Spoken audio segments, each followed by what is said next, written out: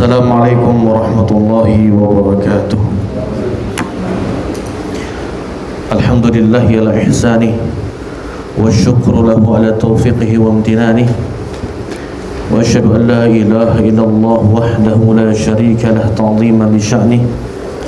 Wa asyhadu anna Muhammadan abduhu wa rasuluhu ad-da'i ila ridwanih. Ma'asyiral muslimin, segala puji bagi Allah Subhanahu wa taala, Zat yang masih memberikan kita nafas untuk senantiasa bertaubat, waktu untuk memperbaiki diri, dan kesempatan untuk kembali mengingatnya.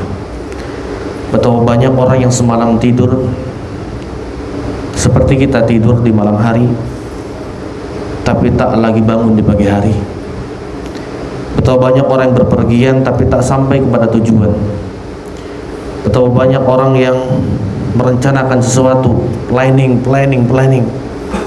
tapi rencana itu hilang karena waktu yang sudah habis. Allah, bukan karena kita lebih baik daripada orang.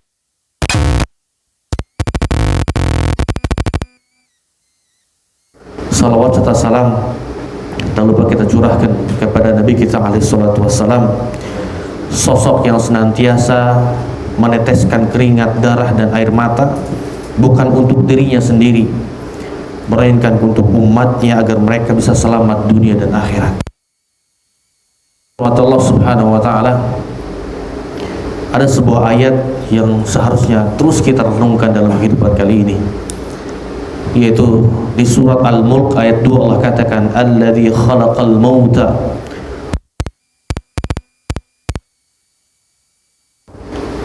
Allah menciptakan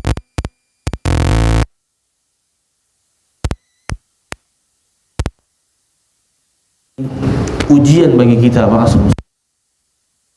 ujian mati pun ujian.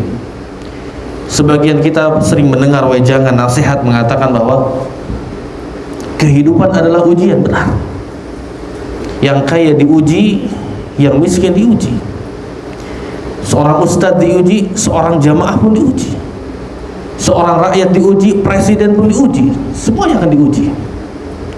Bahkan di ayat Allah yang lain Allah katakan, wa nabluukum bisyarri wal khairi fitnah. Allah akan terus berikan ujian balas lagi kita hidup, yang bentuknya kebaikan dan keburukan. Wa ilaina turja'un, dan kita akan kembali kepada Allah Subhanahu wa taala. Bicara kehidupan ini ujian, bicara dunia yang ada akhirnya. Kita sering, ma'asyiral muslimin, melihat, memandang orang-orang yang sudah meninggalkan kita, baik dari keluarga kita, teman kita, tetangga kita. Kenapa orang-orang itu tidak kembali lagi ke dunia? Padahal mungkin rumah dia masih tegak dengan tegak, ya. Padahal mungkin usahanya masih berjalan. Padahal tanahnya masih ribuan hektar yang belum terbangun. Tapi kenapa mereka tidak kembali lagi ke sini?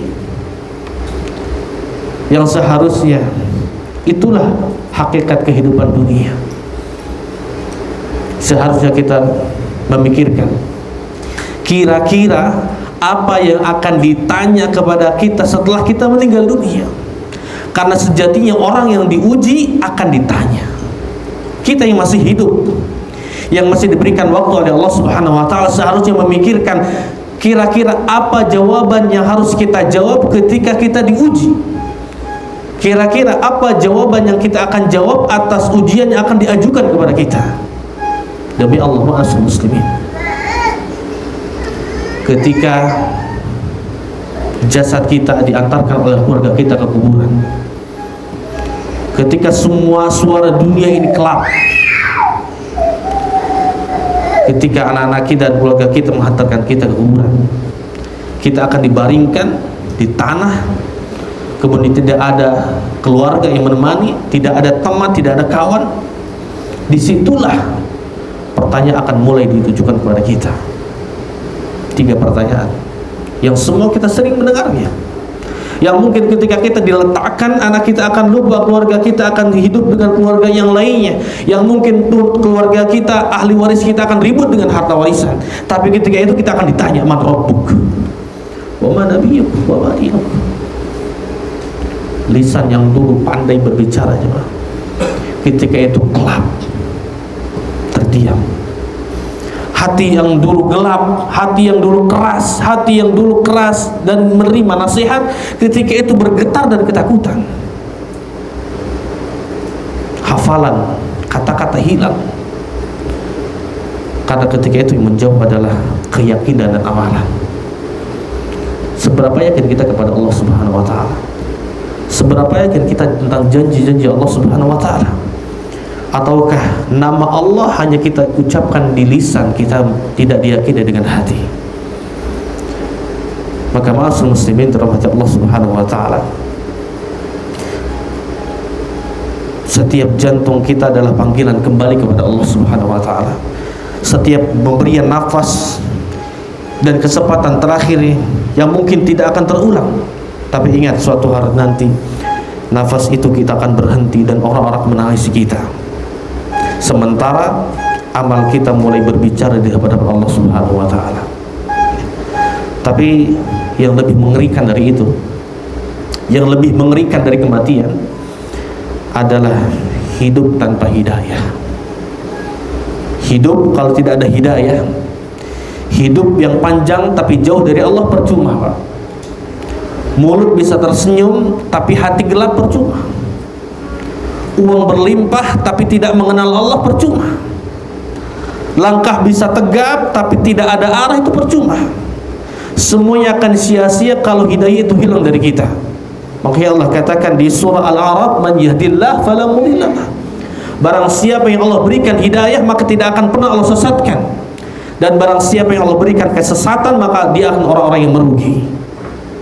Bahkan Al-Imam Ibnu Qayyim rahimahullah ta'ala mengatakan, hati tanpa hidayah bagaikan ruh tanpa jasad, bagaikan jasad tanpa ruh. Dia hidup tapi seolah-olah mati. Ya, bayangkan ma'asyiral muslimin, kalau seandainya Allah cabut hidayah dari kita, salat tak lagi terasa indah di hadapan kita, dosa tak lagi ada penyesalan di diri kita, nama Allah jarang kita sebut di dalam doa-doa kita, air mata tak lagi menetes saat sujud, na'udzubillah. Apakah itu bukan kematian sebelum kematian? Ya, kematian sebelum kematian adalah ketika hidayah itu dicabut dari kita, ma'asyiral muslimin. Maka di pagi hari ini, sebelum kita melanjutkan kehidupan kita sampai kapan entah, jangan lupa, tidaklah setiap hari kita mengucapkan kepada Allah, berdoa kepada Allah dengan penuh keyakinan, mengatakan, ya muqallibal qulub tsabbit qalbi ala dinik. Wahai pembolak-balikan hati, kokohkanlah hati kami, kokohkanlah hatiku di atas agamamu. Jika ada yang paling layak untuk kita tangisi hari ini, bukan kehilangan harta, karena harta akan bisa kita cari kembali, bukan kehilangan dunia. Tapi jika suatu saat nanti Allah cabut hidayah dari kita, karena itulah ketika itu hilang dari kita, maka hilang semua kehidupan kita. Kita akan rugi di dunia, hilang arah. Begitupun nanti di akhirat, penyesalan yang tidak akan ada ujungnya. Maka ma'asyiral muslimin, banyaklah bersyukur kepada Allah Subhanahu wa taala. Luruskan niat kita datang ke sini dan yakin tentang janji-janji Allah Subhanahu wa taala. Maka bagi orang yang menuntut ilmu, Allah akan mudahkan jalannya menuju surganya Allah Subhanahu wa taala. Terima kasih muslimin rahmati Allah Subhanahu wa taala. Kita lanjutkan kembali pembahasan kita di dalam kitab Al-Arba'in An-Nawawiyah, dan kita sudah masuk ke dalam hadis ke-37. Ya, artinya kurang lebih 5 pertemuan lagi kita akan menyelesaikan kitab ini, karena kitab ini jumlah hadisnya ada 42. Jafar mau baca? Fadhal Jafar. Al-Hadits As-Sabi' wa Thalathun an Ibn Abbas radhiyallahu anhu. Sebelum dibaca ahsannya ketika kita membaca kitab dikatakan qala al-muallif rahimahullahu taala. Qala al-muallif Imam An-Nawawi rahimahullahu taala fi kitab Al-Bayn Nawawi, baru baca hadisnya. Tafadhal. Qala al-muallif rahimahullahu taala fi kitab Al-Arba'in An-Nawawi al-Hadits As-Sabi' wa Thalathun عن ابن عباس رضي الله عنهما عن رسول الله صلى الله عليه وسلم فيما يرويه عن ربه تبارك وتعالى قال إن الله كتب الحسنات والسيئات ثم بين ذلك فمن هم بحسنة فلم يعملها كتبها الله له عنده حسنة كاملة وإن هم بها فعملها كتبها الله عنده 10 حسنات إلى 700 ضعف إلى أضعاف كثيرة وإن هم بسيئة فلم يعملها كتبها الله عنده حسنة كاملة وإن هم بها فعملها كتبها الله سيئة واحدة. رواه البخاري ومسلم في صحيحيهما بهذه الأمور. Dari Ibnu Abbas radhiyallahu anhu dari Rasulullah sallallahu alaihi wasallam dalam hadis yang diriwayatkan dari Rabbnya yang Maha Suci dan Maha Tinggi, hadis qudsi, bahwa beliau bersabda, sesungguhnya Allah Azza wa Jalla telah menetapkan kebajikan dan keburukan. Kemudian menjelaskan hal itu, barang siapa yang berniat melakukan suatu kebajikan dan dia belum mengamalkannya, maka Allah mencatatnya di sisinya 1 kebajikan penuh. Jika ia berniat melakukan kebajikan lalu melakukannya, maka Allah mencatatnya di sisinya 10 kebajikan hingga 200 kebajikan, bahkan hingga berkali-kali lipat banyaknya. Dan jika ia berniat melakukan keburukan dan tidak melakukannya, maka Allah mencatatnya di sisinya 1 kebajikan penuh. Dan jika ia berniat melakukan keburukan lalu mengerjakannya, maka Allah mencatatnya 1 keburukan. Hadis riwayat Al-Bukhari dan Muslim di dalam kitab Sahih keduanya dengan lafaz ini. Baik, ahsanallahu ilaik. Ma'asyiral muslimin yang dirahmati Allah Subhanahu wa taala. Hadis ini adalah hadis yang sangat agung. Dan ini adalah hadis qudsi, ya. Di mana Allah Subhanahu wa taala berfirman kepada Rasulullah, lalu akhirnya Rasulullah menyampaikan kepada kita. Itu hadis qudsi. Dan hadis ini menjelaskan tentang catatan kebaikan dan keburukan. Di lafal yang pertama, Rasul katakan, "Innallaha katabal hasanati wasayyi'at." Sesungguhnya Allah mencatat kebaikan-kebaikan dan keburukan. Artinya Allah Subhanahu wa taala memiliki kemampuan untuk mencatat seluruh umat manusia, baik itu dia melakukan kebaikan ataupun keburukan. Sebagian ulama khilaf di antara ulama arti dari kata-kata di sini mencatat. Yang pertama kata para ulama, sebagian mereka mentafsirkan kata di sini catatan adalah Allah mentakdirkan seluruh kebaikan dan keburukan bagi manusia. Jadi perbuatan kita kebaikan dan keburukan Allah sudah catat di tempat yang namanya Lauhil Mahfuz. Adapun sebagian ulama yang lainnya mencatat, menot atau mentafsirkan tentang kata-kata begini adalah, yaitu Allah mencatat dalam pencatatan pahala dan dosa. Allah mencatat aturan, ya. Allah mencatat aturan pencatatan kebaikan dan dosa. Ya, kalau kebaikan Allah catat berapa, kalau keburukan Allah catat berapa. Nah, yang dimaksud dengan hadis ini adalah poin yang kedua. Allah memberikan informasi kepada kita tentang aturan pencatatan kebaikan dan keburukan. Ketahuilah ma'asyiral muslimin, Allah membuat roda kehidupan kita hari ini semuanya adalah daripada rencana Allah. Tidak ada yang dari luar daripada rencana Allah Subhanahu wa taala. Ya. Semua telah tercatat. Bahkan ketika Allah Subhanahu wa taala menciptakan satu makhluk, itu al-qalam, yaitu pena, lalu Allah berfirman kepada firman, "Uktub," catat dari hari ini sampai hari kiamat tentang maqadir al-khaliq, tentang takdir-takdir yang akan terjadi. Ya, jadi kita mendapatkan kebaikan, keburukan, itu semua sudah tercatat dari Allah Subhanahu wa taala. Ya, berbeda dengan orang-orang Yahudi dan Nasrani. Mereka berpendapat bahwa Allah menyesal ketika Allah menciptakan manusia. Ya. Pernyataan Allah menyesal penciptaan manusia ini menunjukkan bahwa Allah tidak membuat rencana sebelumnya. Ya. Mereka berkeyakinan seperti itu. Sama dengan orang-orang Syiah Rafidhah, mereka berkeyakinan bahwa Allah ini menetapkan sifat al-bada. Apa itu al-bada? Allah baru mengetahui sesuatu yang sebelumnya tidak diketahui olehnya. Ya.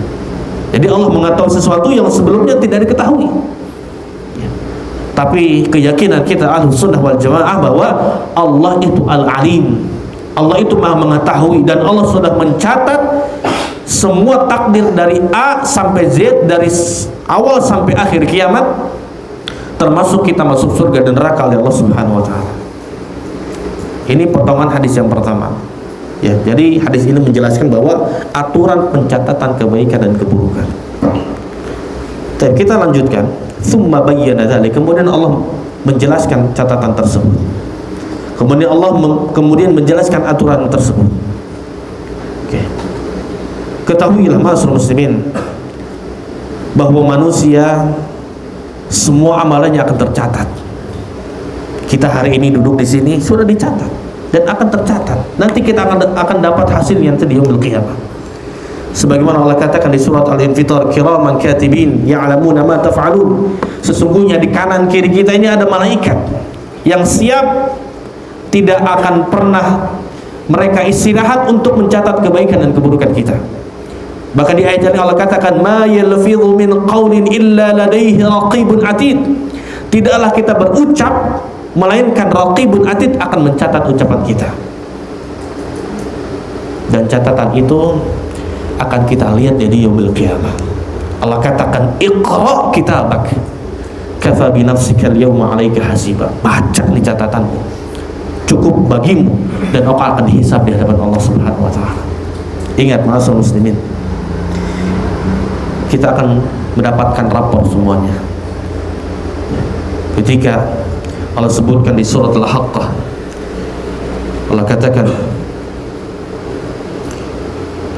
pada hari itu nanti la takhfa minkum khafiyah. Pada hari itu tidak akan ada yang tersembunyi di hadapan Allah. Kemudian di ayat yang selanjutnya Allah katakan, fa amma man utiya kitabahu bi yaminih. Adapun orang-orang yang mendapatkan catatan dengan tangan kanannya, maka orang ini akan mengatakan, fa yaqulu ha umqra'u kitabiyah. Dia akan menunjukkan catatan tersebut kepada kawannya, kepada istrinya, kepada keluarganya. Dia mengatakan, ha umqra'u kitabiyah. Ini catatanku. Dia pede dengan catatan tersebut. Dia tahu isinya adalah kebaikan. Karena dia berjuang selama hidup dia korbankan dunia ini untuk akhirat dia. Makanya sebagian ulama mengatakan, kalau kau ingin menuju akhirat maka harus korbankan dunia. Kalau kau ingin menuju dunia, kau akan korbankan akhirat. Harus ada salah satu yang dikorbankan. Orang ini mendapatkan dengan catatan kanannya, dia bangga, dia tunjukkan kepada orang-orang lain. Kemudian Allah katakan, fahuwa fi 'aisyati radiyah. Dia mendapatkan kebaikan, kehidupan yang menyenangkan.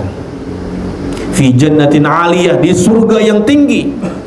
Qutufuha daniyah, kulu washrabu hani'an bima aslaftum fil ayyamil khaliyah. Silahkan makan minum yang kau sukai. Tahu gak kira-kira orang ini mendapatkan catatan kanan dengan cara apa? Allah katakan, inni dhanantu anni mulaqin hisabiyah. Karena dia yakin dia akan dihisab di hadapan Allah. Dia yakin di alam kubur dia akan ditanya dan dia akan jawab dengan amalannya, dengan catatannya, bukan dengan hafalannya. Dia yakin ketika di padang mahsyar dia akan ditolong oleh Allah, dia akan dinaungi oleh Allah, bukan karena ucapannya tapi dengan amalannya. Dan dia akan ditimbang oleh Allah, dan dia yakin dengan firman Allah, fa amma man thaqulat mawazinu fa huwa fi 'aisyatin radiyah. Barang siapa yang timbangan amalannya berat, maka dia akan mendapatkan kebaikan. Dia yakin bahwa sedekah yang dia infakkan, walaupun 1 rupiah, walaupun 1000 rupiah, dia akan mendapatkan lipatan ganda oleh Allah Subhanahu wa taala. Dia yakin kalau seandainya datang menuntut ilmu, dia berharap kepada Allah jalannya menuju surga dimudahkan, dia akan dimudahkan oleh Allah Subhanahu wa taala. Maka ingat, kebaikan dan keburukan kita akan dicatat oleh Allah Subhanahu wa taala. Kemudian ma'asyiral muslimin, selanjutnya Allah di dalam hadis ini Allah menyebutkan dalam hadis qudsi aturan pencatatan kebaikan dan keburukan. Yang pertama, aturan pencatatan kebaikan atau pahala.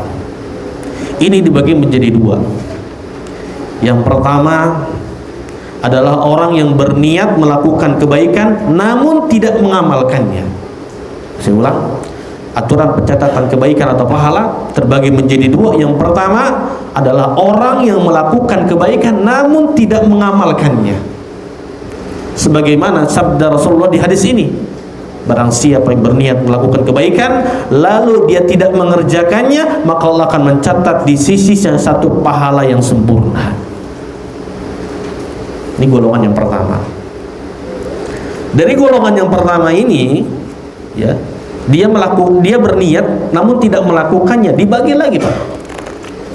Kurang lebih dibagi 5. Yang pertama, seorang yang telah berniat dan sudah berusaha namun ternyata tidak berhasil mewujudkan amalan tersebut. Dia sudah berusaha, dia sudah niatkan, dia berusaha, namun ternyata di tengah jalan dia tidak berhasil mewujudkan amalan tersebut. Maka orang ini telah dianggap beramal berdasarkan firman Allah, wa may yakhruj min baitihi muhajiran ilallahi wa rasulih thumma yudrikul maut faqad waqa'a ajruhu 'ala Allah. Barang siapa yang keluar rumahnya dengan bermaksud hijrah kepada Allah. Makna hijrah itu umum, bisa dari keburukan menuju kebaikan, bisa pindah lokasi dari lokasi yang notabene dalam melakukan kemaksiatan, keburukan, pindah ke lokasi yang menunjukkan ketaatan. Dia hijrah, tapi di tengah jalan kematian menjemput dia, tapi Allah katakan faqad waqa'a ajruhu Allah, dia tetap dicatat kebaikan. Ya, contohnya seperti orang yang berniat menunaikan haji, Pak. Orang niat dan haji, udah bayar, udah nunggu, tiba-tiba ajal menjemput, Allah tetapkan pahala haji bagi dia walaupun dia belum mengerjakan haji. Karena dia sudah niat dan dia sudah berusaha tapi tidak terwujudkan. Ya. Sama dengan orang-orang yang sudah daftar haji, kemudian akhirnya sudah bayar, sudah menunggu, tapi ternyata dia kena tipu. Banyak itu. Bahkan sebagian ikhwan kita ada yang cerita ke anak, Ustaz, gimana nih saya sudah bayar haji, saya sudah nunggu, yang lain sudah haji, saya belum, ternyata ketipu. Anak katakan, antum sudah dapat pahala haji walaupun antum belum dapat haji. Kenapa? Karena Allah mencatat kebaikan selagi antum niat, kemudian antum berusaha, di tengah jalan antum ada terhalang baik kematian ataupun tertipu, Allah sudah catat kebaikan bagi antum.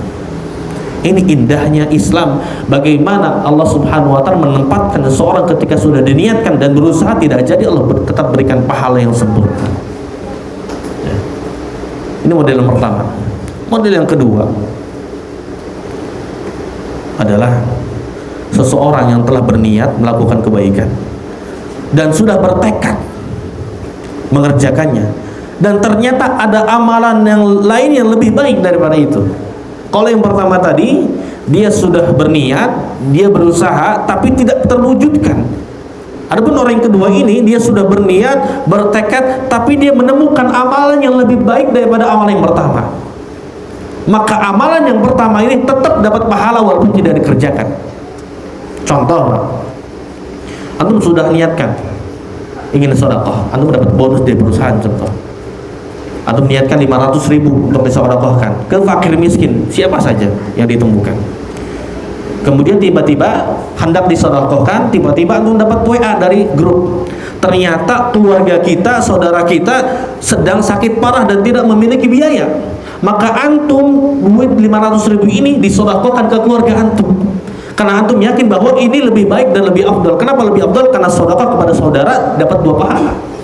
Satu adalah pahala sedekah itu sendiri, kedua adalah pahala silaturahim.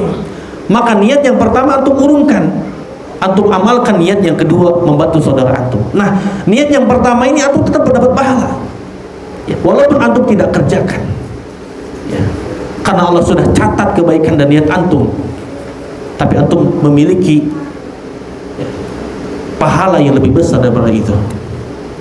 Ya. Ini dalilnya berdasarkan hadis yang dimana Nabi Muhammad SAW pernah ditanya oleh seseorang ketika Fathul Makkah, membebaskan kota Makkah. Ada seorang bertanya, ya Rasulullah, inni nadartu in fatahallahu alaika Makkah an usalliya fi baitil maqdis. Ya Rasulullah, saya pernah bernadar kalau kita nih bisa menaklukkan kota Makkah, saya bernadar saya akan sholat di Baitul Maqdis, di Palestina. Apa kata Rasulullah? Salli hahuna. Gak usah jauh-jauh, sholat di sini. Sholat di Masjidil Haram lebih baik daripada sholat di Masjidil Aqsa. Sholat di sini dan engkau tetap mendapatkan pahala di sholat di Masjidil Aqsa sana, di Baitul Maqdis.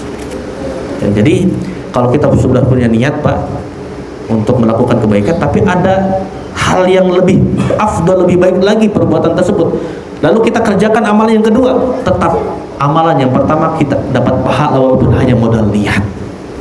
Ya. Ini model orang yang kedua. Yang ketiga, kata para ulama tentang bagian orang yang berniat melakukan kebaikan lalu dia tidak mengamalkannya adalah seseorang berniat dan bertekad untuk melakukan suatu amalan, tapi tiba-tiba ia merasa malas untuk mengerjakannya. Dia sudah niat, bertekad dalam hati, tiba-tiba datang rasa malas, ya, sehingga dia meninggalkan amalan yang sudah dia niatkan, yang sudah dia tekadkan. Maka orang ini tetap mendapatkan satu pahala yang sempurna atas niatnya. Dan hadis ini menunjukkan poin yang ketiga ini.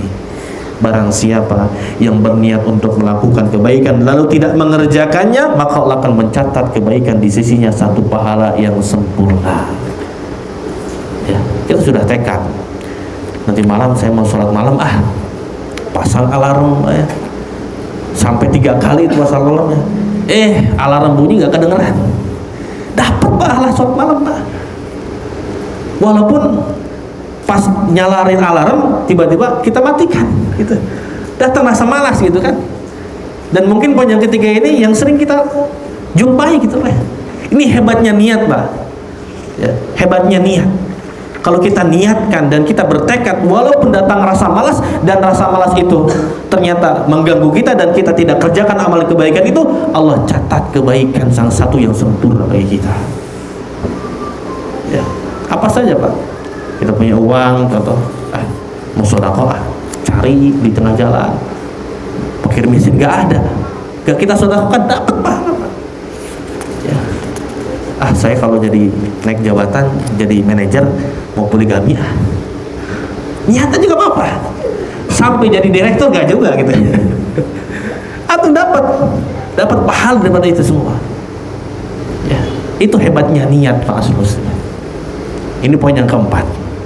Datang rasa malas, ternyata tidak kita laksanakan, kita dapat pahala satu pahala kebaikan. Kemudian poin yang kelima, yang terakhir adalah seseorang hendak melakukan kebaikan namun hanya sekedar lintas terbetik dalam hatinya dan belum mencapai derajat keniatan atau belum sampai derajat benar-benar bertekad untuk melakukan tersebut. Jadi hanya lintas saja terbetik dalam hati. Yang disebut di dalam hadis ini, maka orang ini tidak mendapatkan pahala sama sekali. Hanya terbetik saja, belum sampai belum sampai tekad untuk melakukan sesuatu.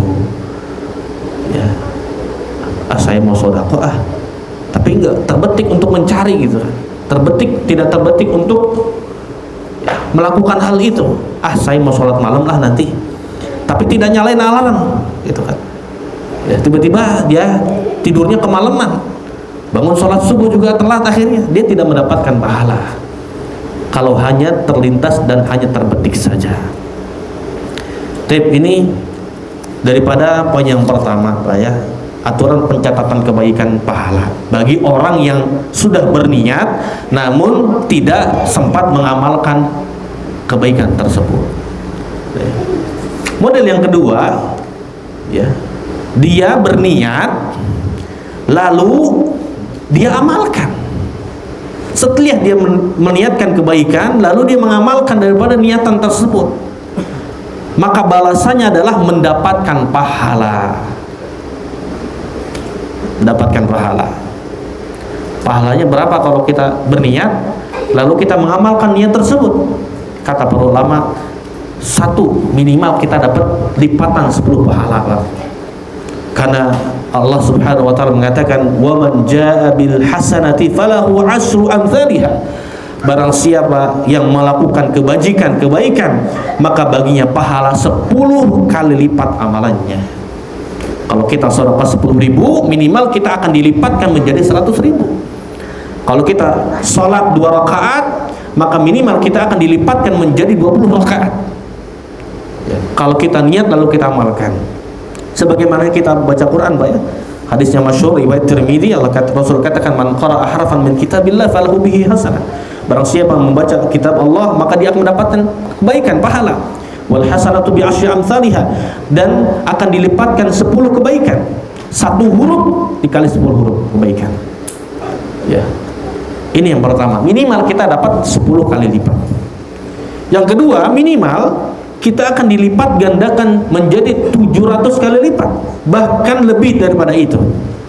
Dalilnya adalah berdasarkan firman Allah surat Al-Baqarah ayat 261, Allah katakan, "Matsalul ladzina yunfiquna amwalahum fi sabilillah kamatsali habbatin ambatat sab'a sanabila fi kulli sumbulatin mi'atu habbah." Permisalan orang yang berinfak di jalan Allah bagaikan orang yang menanam benih, dan benih tersebut kemudian menjadi 7 tangkai, dari setiap tangkai akan menjadi 100 buah. Wallahu yudha'ifu liman yasha, dan Allah Maha menghendaki sebesar apa, selipat apapun Allah akan melipatkan gandakan tersebut. Wallahu wasi'un alim, Allah Maha luas, Allah Maha mengetahui. Jadi ada amalan-amalan yang dimana kalau kita niatkan lalu kita amalkan, minimal kita mendapatkan 10 pahala. Kemudian lebih daripada itu kita akan mendapatkan 700 kali pahala, bahkan lebih daripada itu Allah akan melipat gandakan sekehendak Allah Subhanahu wa taala. Ya. Seperti apa, Pak? Amalan yang kita amalkan tidak ada batasannya. Ada 2 amalan yang kalau kita mengamalkan tidak ada batasan pahalanya. Apa? Puasa dan sabar. Ya. Kata Allah, wa ana ajzi bih. Aku yang akan memberikan pahala puasa dan sabar. Innama yuwaffas sabiruna ajrahum bighairi hisab. Sesungguhnya ada pahala yang tidak akan terbatas, yaitu pahala sabar dan juga puasa. Maka ma'asyiral muslimin dirahmati Allah Subhanahu wa taala, ingat bahwa ya infak kita, sedekah kita itu akan dilipat berganda oleh Allah Subhanahu wa taala. Ingat tadi ketika kita di kuburan, kemudian kita akan ditanya tentang 3 pertanyaan, lalu kita akan ditanya lagi. Kapan ditanya lagi, Pak? Ketika kita dibangkitkan di padang mahsyar, kita akan ditanya. Kemudian kita akan berdiri, yauma yaqumun nasu li rabbil alamin. Kita akan diberdirikan di hadapan Allah Subhanahu wa taala dalam kondisi tidak berpakaian, belum disunat, tak membawa harta sepeser pun. Dan ingat, kejadian di padang mahsyar tergantung kepada amalannya.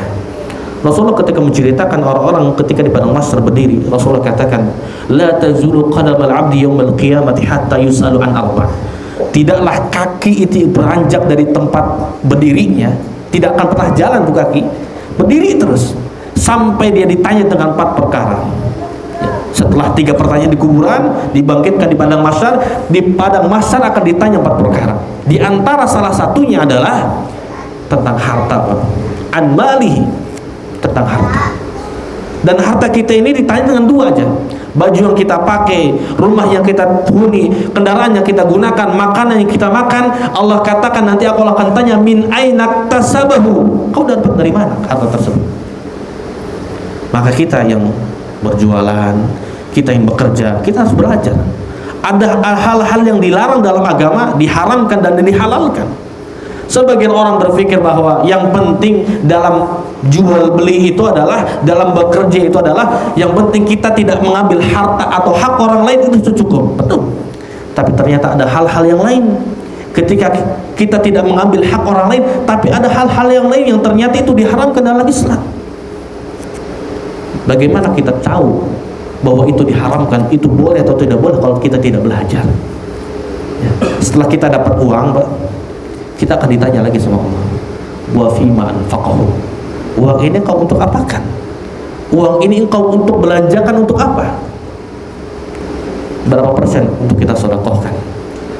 Berapa persen untuk kita berbuat maksiat di hadapan Allah Subhanahu wa taala?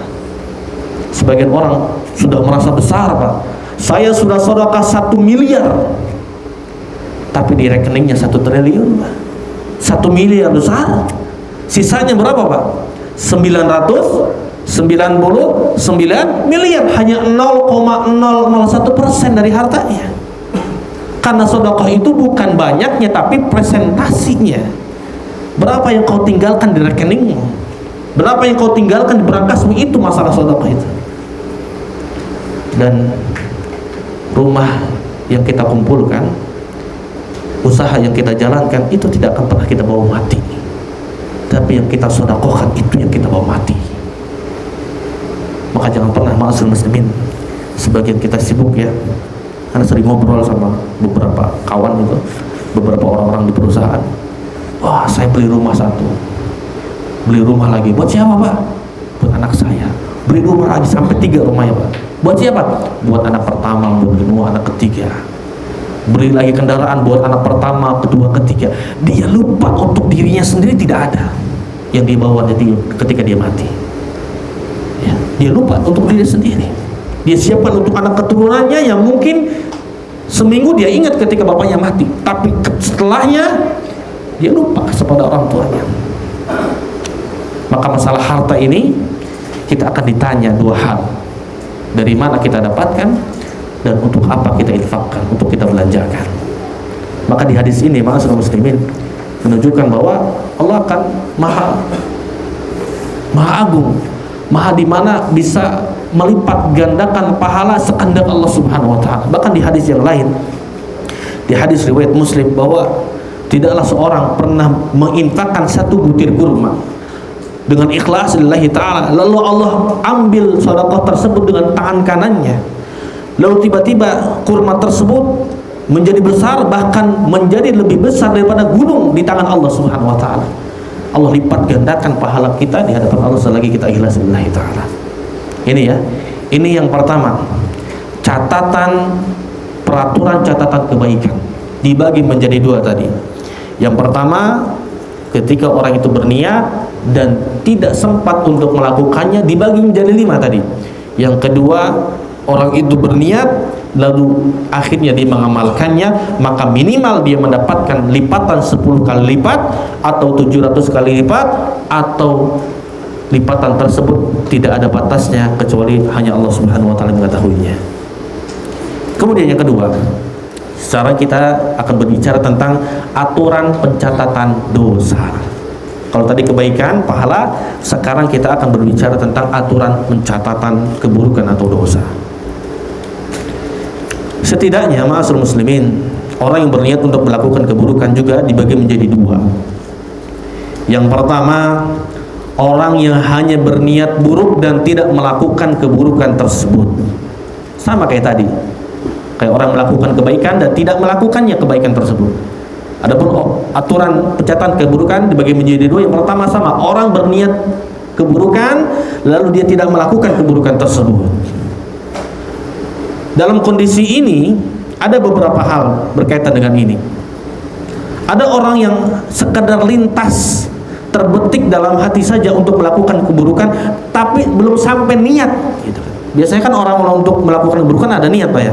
Contoh kayak orang mau maling, dia niat bangun di malam hari pakai topeng gitu kan, kemudian lihat situasi kira-kira sepi atau tidak, dia hanya terbetik saja, nanti malam mau maling, tiba-tiba ketiduran dia, gak ada usaha atau yang lainnya, maka orang tersebut tidak mendapatkan dosa dan tidak mendapatkan pahala. Orang yang terbetik melakukan keburukan dan terbetik saja tidak sampai niat dalam bulat dalam hati, maka dia tidak mendapatkan dosa dan pahala. Kalau sudah sampai derajat keinginan, niat, ada effort di situ, ada usaha, jika demikian maka dia akan mendapatkan dosa, baik itu amalan hati ataupun amal badan. Contoh amalan hati keburukan apa? Hasad, iri, dengki. Contoh yang lain apa? Berprasangka buruk kepada orang.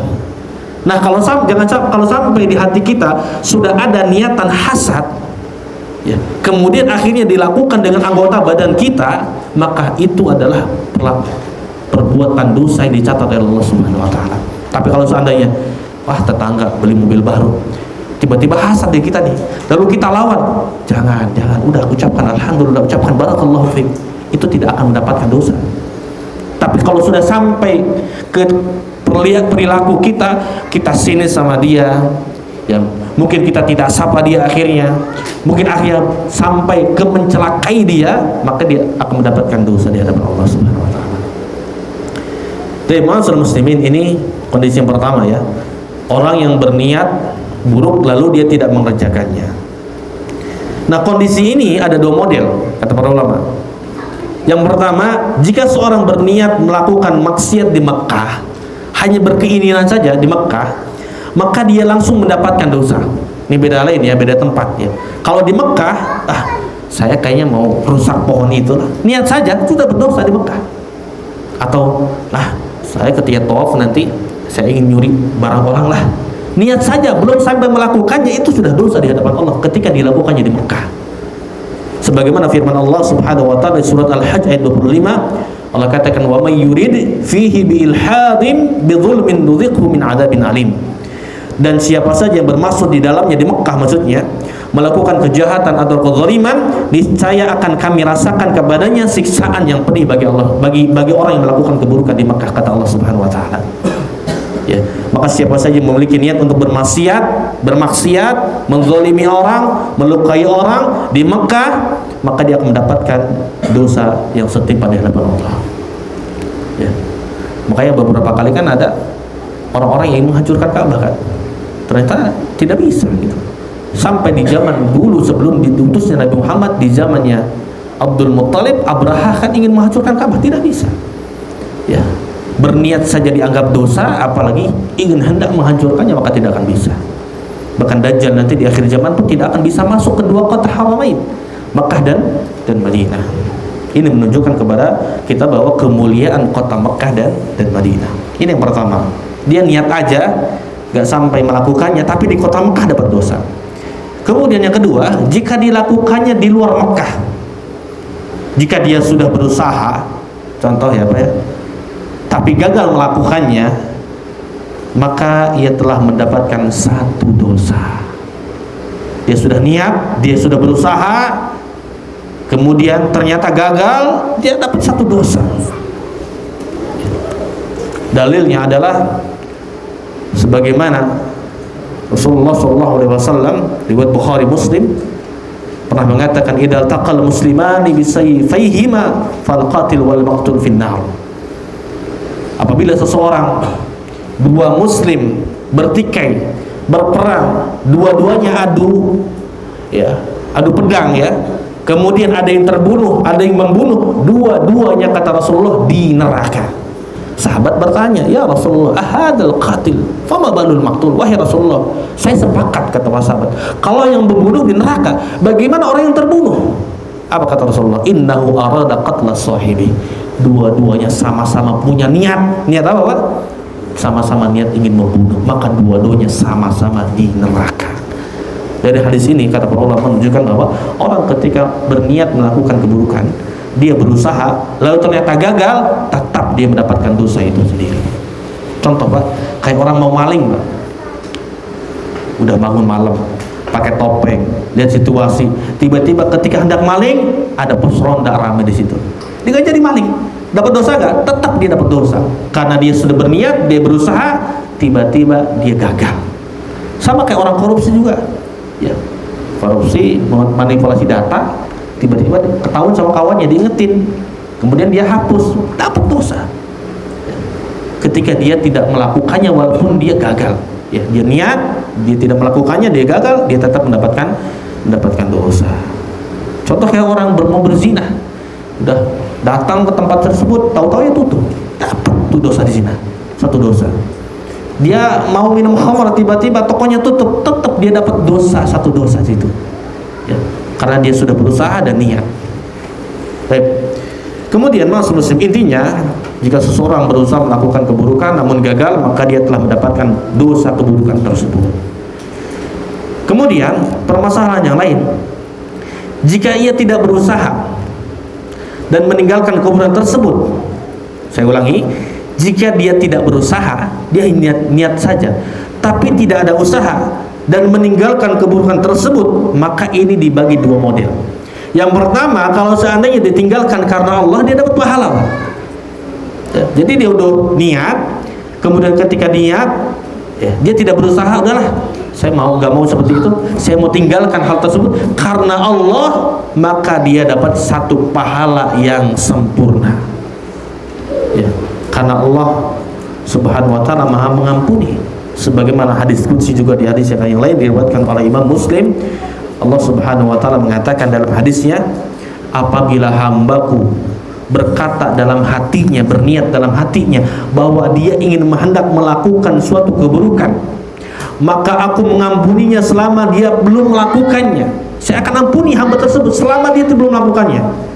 Dan jika dia melakukannya, aku mencatat keburukan semisalnya. Ya, dia berzina, nggak jadi gara-gara tutup, Allah catat zina tersebut. Rasulullah bersabda, malaikat berkata, wahai ya Rabb, itu adalah hambamu yang hendak melakukan keburukan, sedangkan Allah lebih mengetahui tentang hambanya. Maka Allah berfirman kepada malaikat, awasilah dia wahai malaikat, jika dia mengerjakan keburukan maka catatlah sebagaimana keburukan semisalnya. Jika ia meninggalkannya maka catatkan untuknya sebagai suatu kebaikan, karena sesungguhnya Allah tahu bahwasanya dia meninggalkan keburukan tersebut gara-gara Allah Subhanahu wa taala. Dari hadis ini menunjukkan bahwa ketika kita berniat melakukan keburukan lalu kita tinggalkan karena Allah, bukan karena orang lain, bukan karena makhluknya, maka kita akan mendapatkan satu kebaikan pahala yang sempurna. Beda dengan lain. Model yang kedua, kalau dia melakukan keburukan, meniatkan keburukan, lalu dia tinggalkan, tapi bukan karena Allah, karena orang lain, ya, maka dia tidak mendapatkan pahala. Ya, pengen maling, pengen merampok, tiba-tiba dia bilang, gak enak lah kayaknya. Apa kata tetangga katanya? Kalau saya nanti digebukin sama orang, apa kata tetangga? Apa kata orang lain kalau seandainya saya ketahuan maling?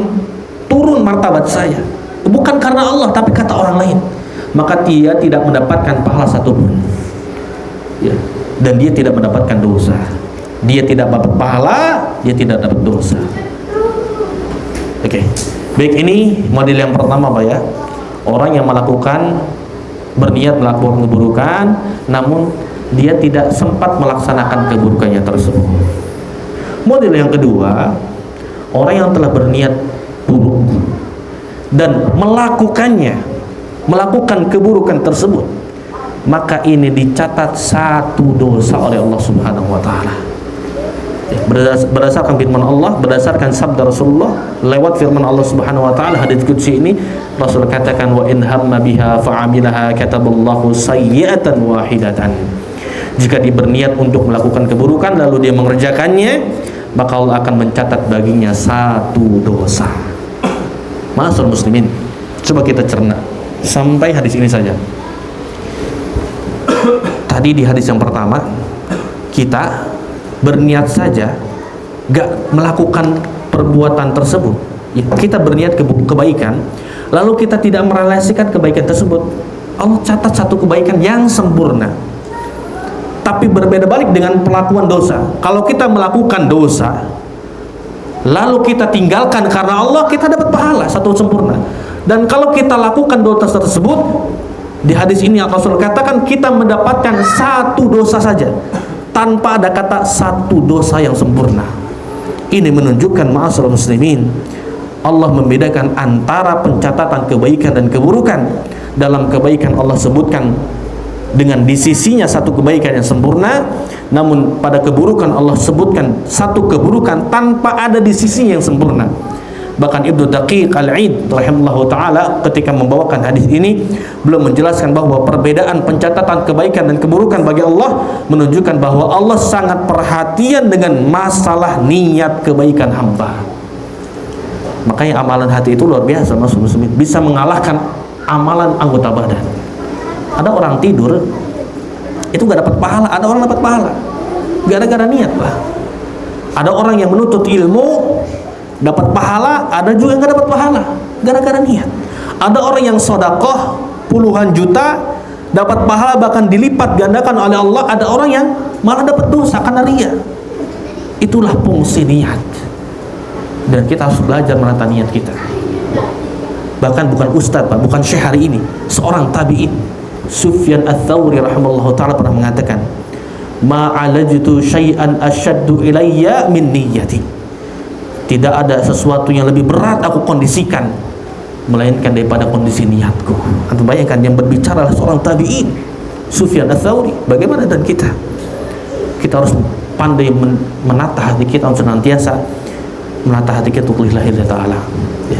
Bahkan kata para ulama, Kalau seandainya kita sholat Pak, terbesit dalam diri kita sedikit aja riya, dan kita tidak lawan, hilang pahala sholat kita.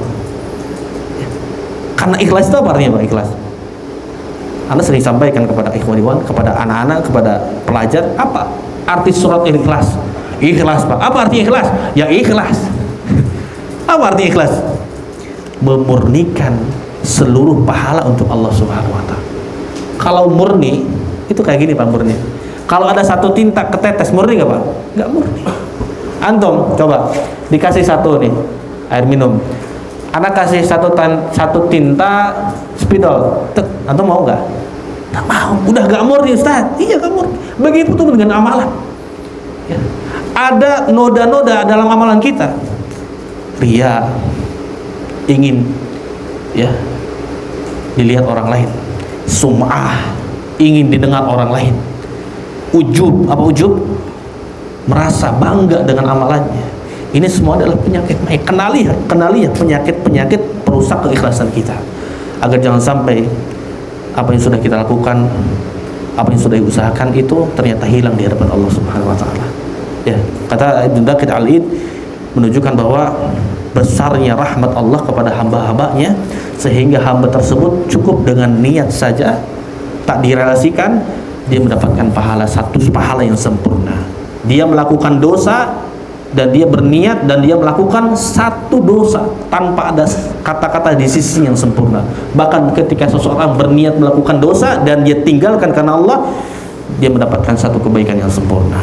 Sehingga masyaallah muslimin, bisa kita pastikan bahwa orang-orang yang dimasukkan ke dalam neraka berarti dia adalah orang-orang yang benar-benar telah melakukan perbuatan keterlaluan dalam perbuatan keburukan. Karena apa? Karena lihat, niat saja Allah berikan pahala.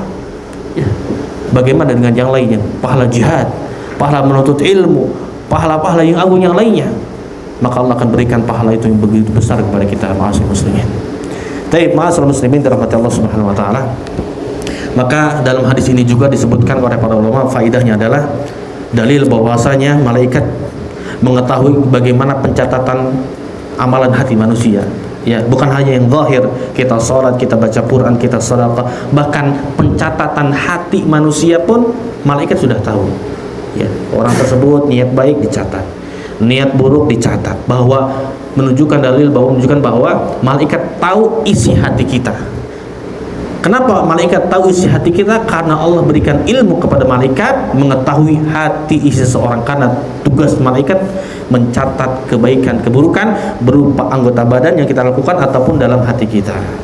Maka hendaknya kita selalu waspada, karena yang dicatat bukan hanya amalan perbuatan, anggota badan, akan tetapi amalan hati pun dicatat oleh Allah Subhanahu wa Ta'ala. Bahkan para ulama salaf terdahulu pernah mengatakan, an-niyatu ablagu minal amal.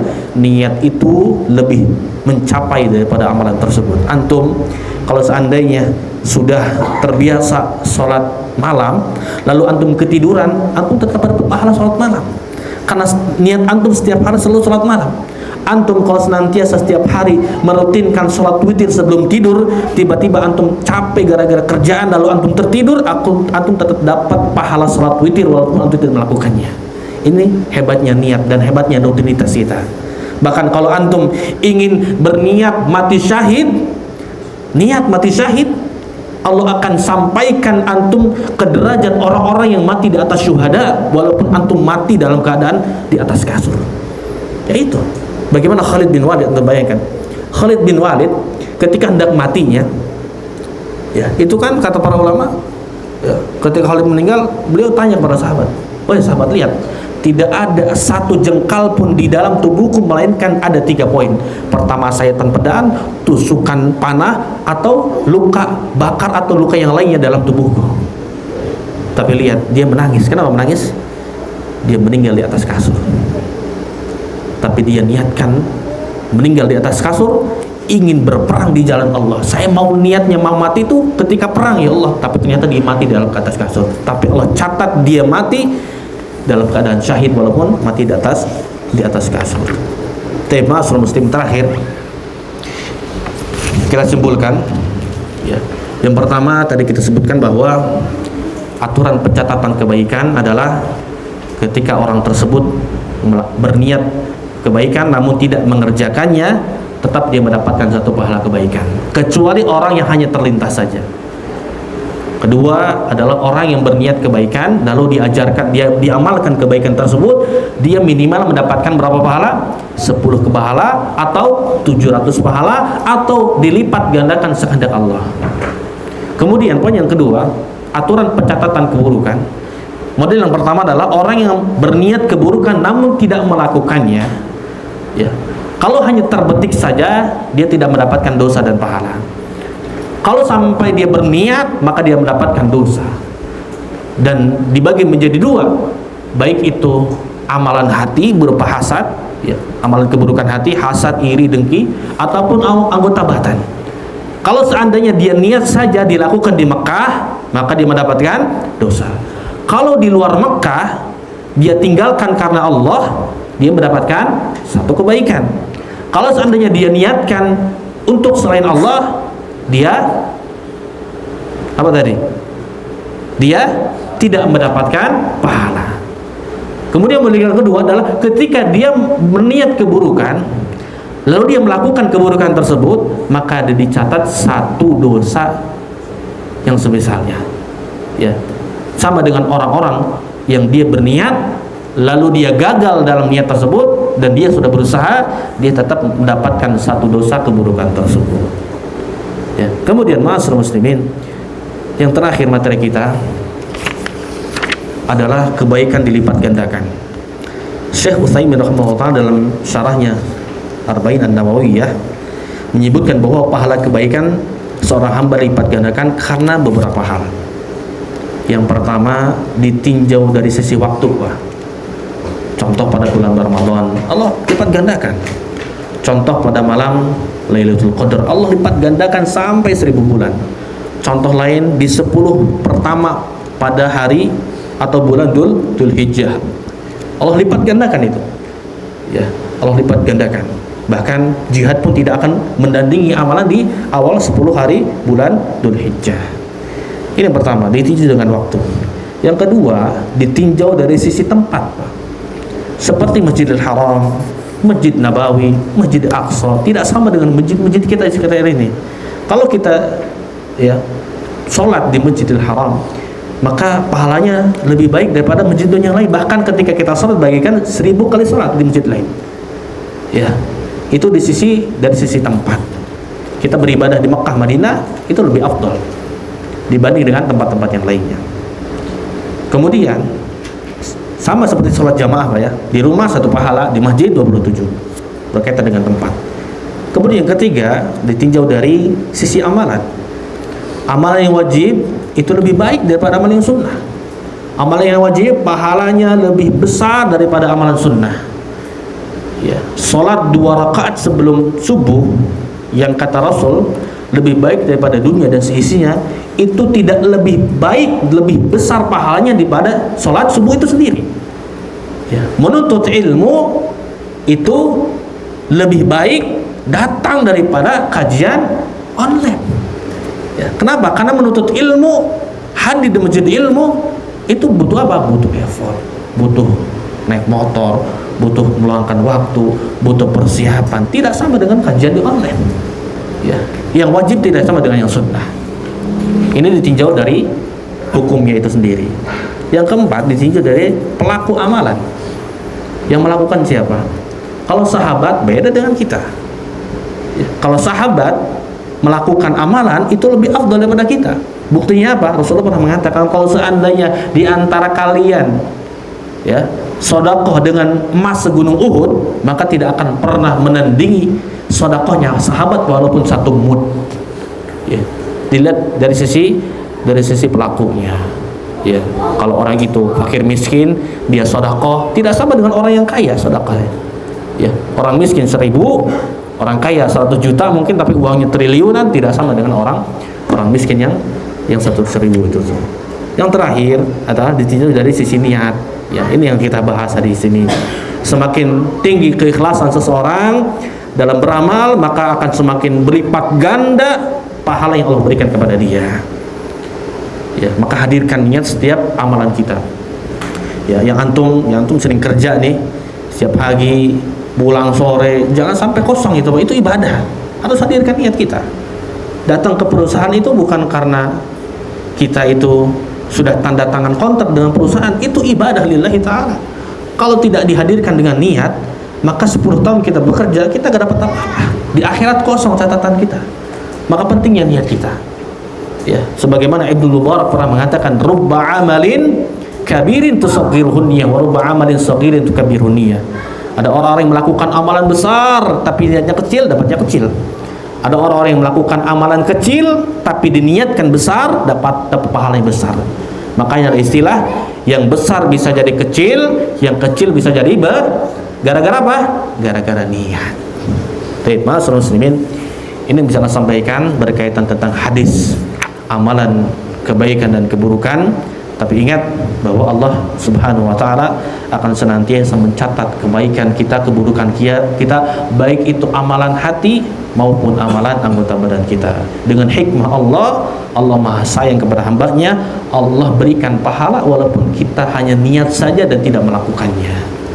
Terima kasih muslimin. Kita lanjut ke sesi pertanyaan. Di sini ada pertanyaan. Izin bacakan. Panjang sekali ini. Baik. Bismillah, Assalamualaikum warahmatullahi wabarakatuh. Waalaikumsalam. Bolehkah kita mengambil ilmu, belajar dari seseorang yang tidak bermanhaj salaf, seperti ilmu parenting, manajemen, pendidikan anak, motivator, tahfidzul Quran dan lainnya, yang notabene mereka adalah tokoh pakar yang mumpuni di bidangnya? Jika diperbolehkan, apakah batasan atau syarat yang harus dipenuhi? Baik, ma'asyiral muslimin dirahmati Allah Subhanahu wa taala. Ada kaidah umum dalam Islam ini. Di dalam Al-Qur'an Allah katakan, fas'alu ahla dzikri in kuntum la ta'lamun. Kalau kalian tidak mengetahuinya, tanyakan kepada ahlinya, tanyakan kepada pakarnya. Dalam bidang ilmu agama pun terbagi-bagi. Ada ilmu hadis, pakarnya di hadis saja dia, seperti Syekh Al-Albani, seperti Imam Ahmad, seperti yang lainnya. Ada yang pakar di fikih, Imam Muslim itu fikih pakarnya. Ketika ditanya tentang hadis, mungkin dia tidak seperti orang yang ahli hadis. Ada pakar juga ilmu waris yang mungkin hari ini mulai ditinggalkan ilmu tersebut. Ada juga pakarnya di ilmu akidah, yang lainnya di usul fiqh dan yang lainnya. Begitu pun dengan ilmu dunia. Ya, kalau seandainya kita ingin mengambil ilmu pendidikan yang sifatnya gak apa-apa. Ya, kita ambil dari ilmu yang pakar, selagi dia pakar dari bidang tersebut dan dia memiliki ilmu di bidang tersebut, kita ambil. Ya, kita ambil. Ya. Yang penting tidak menyelisihi syariat. Ya, kadang kita juga para guru, ya, kita guru, ya, kita sering mengambil ilmu kedokteran, kita datangkan dokter yang spesialis. Kita juga sering mengadakan parenting tentang psikologi anak, kita panggil tentang psikologi anak yang memang notabene dia adalah orang awam ngomong, tapi bidang pakar di bidang tersebut. Ya, tentang motivator atau yang lainnya, tentang public speaking kita panggil. Tidak apa. Tapi ketika masalah agama, maka ini perlu di-note, Pak. Harus kita mencari guru yang benar-benar menguasai dari bidang agama tersebut.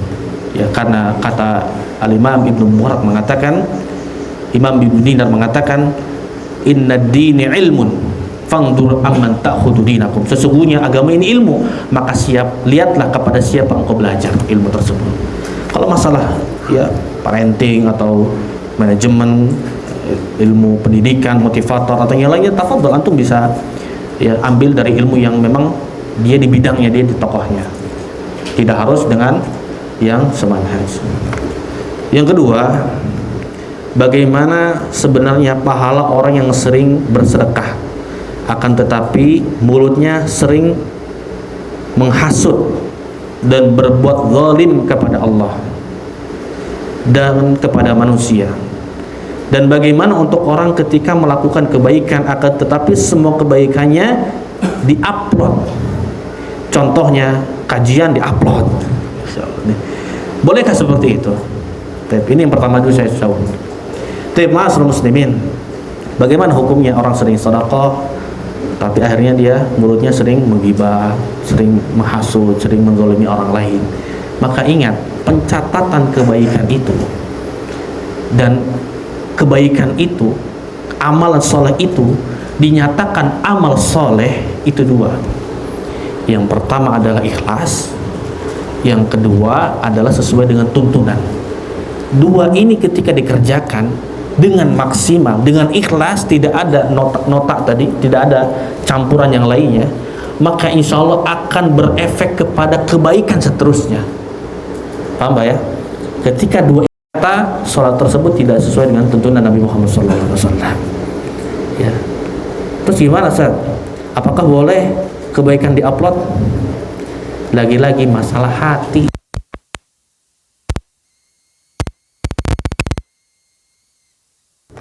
Lebih baik mana Pak untuk menjaga hati? Kebaikan itu diupload atau tidak Pak? Hah? Kalau antum yakin dengan hati antum diupload untuk berniat memotivasi orang dan antum bisa jaga hati antum untuk bisa ikhlas, tafadhol. Tapi bagaimana orang itu ketika memamerkan kebaikan atau mengupload ya sedekahnya di hadapan umum, itu rentan untuk datangnya was-was syaitan itu lebih besar daripada kita, daripada menyembunyikannya. Makanya di antara salah satu golongan orang-orang penghuni surga apa? Dia senantiasa bersedekah dengan cara sembunyi-sembunyi. Maka ketika antum melakukan kebaikan, maka lebih baiknya disembunyikan. Kalau memang ada kemaslahatan yang besar dan antum bisa jaga niat antum, tafadhol bisa melakukan tersebut. Dan ingat, standar orang itu akan melakukan kebaikan seterusnya adalah sholat Pak. Saya sering sampaikan bahwa kalau orang sholatnya udah benar, insya Allah semuanya benar. Kalau sholatnya berantakan, maka semuanya akan berantakan. Kan ada orang Pak ya, sering sedekah nggak sholat, puasa Ramadan nggak sholat, umroh nggak sholat. Ingat, standarisasi orang itu dinyatakan baik sholatnya, karena yang pertama kali dihisab adalah sholatnya. Kalau sholatnya baik, maka seluruh amalnya baik. Kalau orang ingin memperbaiki diri, dari mana awalnya? Dari sholatnya. 5 waktu, apakah masih bolong-bolong? Oh enggak Ustaz. Oke, 5 waktu udah tidak bolong-bolong. Apakah sudah sesuai dengan tuntunan? Kalau tidak, perbaiki. Kalau masih, berarti ada kesalahan dalam sholatnya. Standarisasi orang itu kebaikan atau keburukan dari sholatnya. Tapi bagaimana pahala jika ada orang yang dia mengerjakan Al-Quran, mengajarkan Al-Quran, akan tetapi hatinya masih penuh dengan dendam dan iri? Bagaimana amalannya? Dan apakah pembeda antara penuntut ilmu yang bersih niatnya karena Allah dan penuntut ilmu agar dipandang seseorang alim atau niatnya bukan karena Allah? Dan apakah SPP anak di SDIT itu termasuk infak jariah orang tuanya? Ini banyak sekali pertanyaan. Baik. Masalah tentang Al-Quran, ya, jika ada orang yang dia mengajarkan Al-Quran tapi ternyata hatinya masih penuh dengan dendam dan iri, bagaimana amalannya? Baik, ingat, ma'asyiral muslimin, Allah katakan wala taziru waziratu wizra ukhra. Allah tidak akan mencatat keburukan selagi orang itu, ya, contoh ada orang tua buruk, apakah anaknya juga ketimpa buruknya? Tidak. Artinya ma'asyiral muslimin, kata para ulama ketika membahas ayat ini, seseorang tidak usah sibuk dengan perilaku orang lain. Artinya ketika orang itu mungkin orang itu mengajarkan Al-Quran, tapi orang itu mungkin akhirnya hatinya, siapa yang tahu hati orang itu bersih atau tidak Pak ya? Selagi dia mengerjakan Al-Quran, mengajarkan Al-Quran dan dia mengamalkannya, cukup dengan amalan kita sendiri, cukup dengan introspeksi dan kita sibuk dengan amalan kita sendiri, ya. Toh kalau seandainya hati dia tidak bersih, hatinya kotor, itu antara dia dengan Allah Subhanahu wa Ta'ala. Ya. Tapi kalau seandainya kita sibuk dengan mencari kesalahan-kesalahan orang lain, maka demi Allah tidak ada yang duduk di sini. Tidak akan ada orang yang belajar dengan orang lain ketika kita sama-sama mencari keburukan di antara kita. Kalau kita niatnya lillah, kita niatnya ikhlas, kita niatnya belajar, insya Allah, ya, kita akan dimudahkan oleh Allah Subhanahu wa Ta'ala untuk senantiasa meminta ilmu, ya. Dan apa bedanya penuntut ilmu bersih karena Allah dan penuntut ilmu dipandang oleh seorang alim niatnya bukan karena Allah, ya. Pembedanya adalah ilmu itu bermanfaat bagi dia. Sebagaimana ada sering disampaikan, ketika para ulama mengatakan man talabal ilm liyu'malu bih wafaqahullah, di antara salah satu indikator ilmu itu, penuntut ilmu itu baik apa? Dia niatkan hadirnya untuk diamalkan dalam dirinya. Janjinya apa? Allah akan berikan taufik untuk dia untuk mengamalkan ilmu tersebut. Ini indikatornya Pak ya. Indikator penuntut ilmu itu yang bersih adalah dia niatkan ketika menuntut ilmu untuk diamalkan, maka Allah berikan taufik kepada dia untuk diamalkan tersebut. Wa man talabal ilmi li ghairil amal yazdadu bil ilmi fakhran, kata para ulama. Barang siapa yang dia menuntut ilmu bukan karena indikatornya untuk diamalkan, untuk gaya-gayaan, untuk mengisi kekosongan, untuk karena gak enak dengan orang lain, maka Allah jadikan ilmu tersebut menjadi kebanggaan bagi dia. Allah jadikan sombong bagi ilmu tersebut. Sombong maksudnya apa? Dapat ilmu ya udah dapat aja gitu. Ya, yang lain gak dapat saya dapat. Atau ilmu tersebut bisa menjadi bumerang bagi dia. Ya, tenang kan ini sunnah hukumnya, bukan wajib. Tenang ini kan masih ditoleran hukumnya, masih makruh. Ya. Yang terakhir, apakah SPP di SDIT itu infak jariah bagi orang tuanya? Nah, bagi orang tuanya infak jariah bagi dia. Karena mendidik anak, menyekolahkan anak itu termasuk daripada infak jariah, yang dimana anak tersebut mendapatkan ilmu, dia belajar sholat, dia belajar Al-Quran, lalu akhirnya dia bisa sholat, dia baca Quran, orang tuanya pun akan dapat. Ya, itu infak jariah. Makanya yang disampaikan kepada orang tua ketika pertemuan dengan orang tua itu, ingat bahwa investasi terbesar kita itu bukan aset kita, bukan rumah kita, bukan mobil kita, bukan usaha kita. Investasi dan aset terbesar kita adalah anak kita. Kalau kita berani jor-joran untuk membiayai anak-anak kita biayai les, mungkin kita les tambahan Al-Quran, les tambahan praktek sholat, kita berikan berikan apapun ya, fasilitas kepada anak kita, berikan bajunya, berikan alat tulis segala macam ya, kita jor-joran dalam mendidik anak-anak kita berani, insya Allah ketika anak kita besar dan dia tahu cara bagaimana berbakti kepada orang tuanya, dia akan sendirinya, dia akan mendoakan orang tuanya, dan itu adalah aset terbesar bagi kita. Maka para orang tua yang menyekolahkan di SDIT, jangan sampai kalau bisa ada yang nunggak Pak ya, kasihan guru-guru itu kalau nunggak ya, itu infak antum ya. Kalau antum hutang itu antum nanti akan dipersulit di hari kiamat. Dan anak menemui beberapa siswa itu Pak, membayangkan hampir 3 tahun tuh SPP nunggu puluhan juta, padahal punya mobil Pak, rumahnya besar ya.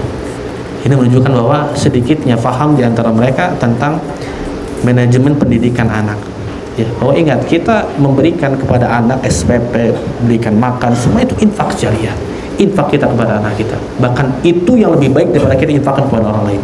Bukankah Rasulullah mengatakan, wa ma anfaqta fi sabilillah, sesungguhnya yang kau infakkan di jalan Allah, yang kau infakkan kepada fakir miskin, itu akan lebih baik daripada kau infakkan kepada keluargamu. Karena itu lebih baik, maka Allah berikan kemudahan, semoga Allah berikan kemudahan kepada kita untuk senantiasa memberikan kebaikan kepada keluarga kita. Terima kasih muslimin, karena sudah jam 11:30, insyaallah kita cukupkan. Ini yang bisa saya sampaikan. Semoga ya pembahasan kita hari ini memberikan beberapa banyak wawasan kepada kita, memberikan tata ruang dan manajemen hati kita, niat kita untuk senantiasa kebaikan. Dan ingatlah, niatkan setiap detik kita, niatkan setiap kerjaan kita, aktivitas kita untuk lillahi ibadah kepada Allah, sehingga tidaklah 1 detik, 1 menit, 1 jam kita lewati melainkan Allah catat lewat malaikat menjadi kebaikan, dan kita akan mendapatkan hasil dan catatan tersebut di yaumil qiyamah. Yang benar dari Allah Subhanahu wa taala, yang kiriman firman, mohon maaf. Kita tutup hari ini dengan doa kafaratul majlis. Subhanakallahumma bihamdik, asyhadu an la ilaha illa anta, astaghfiruka wa atubu ilaik. Wassalamualaikum warahmatullahi wabarakatuh.